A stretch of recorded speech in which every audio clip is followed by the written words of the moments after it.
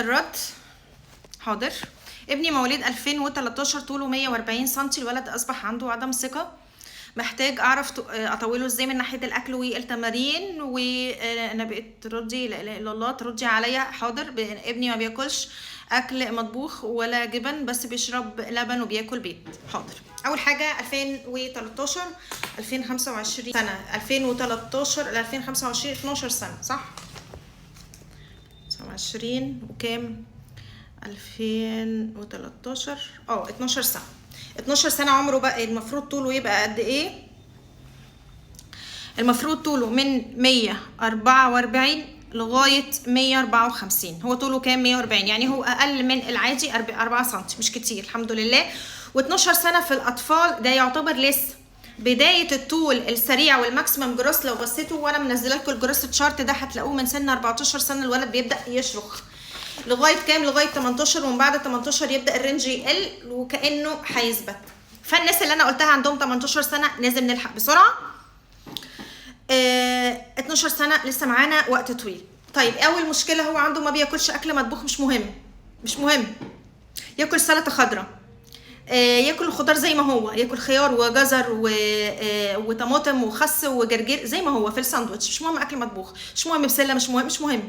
بالعكس ده الفيتامينز لما بتبقى فرو، يعني لما يبقى الاكل لا اتعمل لا تسوى على النار ولا تعرض للبخار، الفيتامينز اللي جواه بتبقى اعلى بكتير من لما بيتستوي على النار. عشان كده بنقول ان لو هنستوي احسن سوى للخضار انه يستوي بالبخار عشان الفيتامينز اللي فيه ما تقلش. فالاكل المطبوخ مش مهم.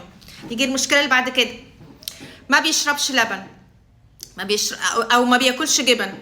هو حاجه بصراحه بتبقى غلسه في البيت ان الولد ما بياكلش جبن، مش عارفين ناكله ايه. بس ممكن ناكله بقى، نعتمد على ايه اللي هو بياكله؟ البيض، الفول، ممكن ياكل تونه كنوع من انواع البروتين، ممكن ياكل بانيه مشوي عادي مع كنوع من انواع البروتين.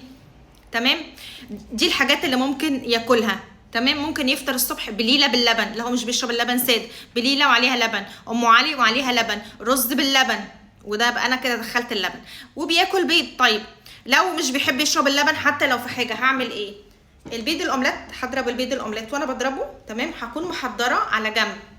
هنجيب لبن بودره بس نوع كويس زي الدانو، النوع اللي هو المقاطعه النيدو ده مش حلو على فكره، واغلبه دهون مهدرجه مش لبن.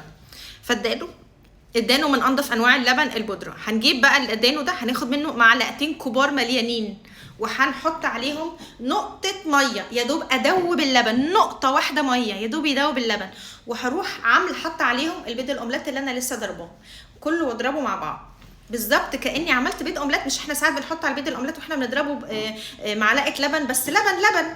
لا انا مش هحط لبن، انا عايزه كميه اللبن كامله، يعني ابقى اديت له كوبايه لبن كامله جوه البيضه اللي انا هديها له. فهعمل ايه؟ استغل ده باللبن البودره ان انا هفكه بس جاست عشان يدوب جوه البيض بنقطه ميه، واروح حاطه عليه البيضتين ومقلباهم ومسحه زبده واديله. انا كده اديت له الصبح ايه بقى؟ البيضتين بلس كوبايه لبن كامله جوه الوجبه اللي انا اديتها له. طيب بالليل ما بيشربش لبن، ممكن اديله زبادي، ممكن اديله رايب، ممكن اديله زبادو عادي. يعني ممكن اجيب زبادي مع الفاكهه واديهوله بمعلقه صغيره عسل.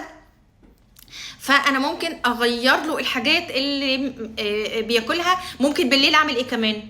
ممكن لو عندنا مايكرويف او اير فراير، الكيكات اللي بتتعمل في المج، هنحط معلقتين كبار لبن بودر، ادي كده كوبايه لبن اهو، وهحط عليه بيضه وموزايه ومعلقه دقيق او من غير بيكنج باودر او من غير، واقلبهم مع بعض واحطهم في الميكرويف. طلع بقى كيكه. ممكن بقى لو هو وزنه ضعيف، واعتقد ان 140 سنتي وعنده 13 سنه، اكيد هو اقل من وزنه شويه. ممكن احط له شويه شوكليت شيبس، شويه صوص شوكليت يخليه ياكل، بس ما نزودش كتير في الشوكليت في الاطفال في السن ده. يعني ما ياكلوش طول النهار وكل يوم شوكليت، لان الشوكليت او الكاكاو بيبقى فيها فايتو استروجين اللي هو هرمون الانوثه النباتي. انا قصدي احنا ممكن نغيره على مدار الاسبوع، ياخد مره كده ومره كده لغايه لما الوزن والطول يتحسن كتير. يعني فانا شايفه ان من كلامك ان اغلب المشكله اللي عنده مشكله نقص التغذيه.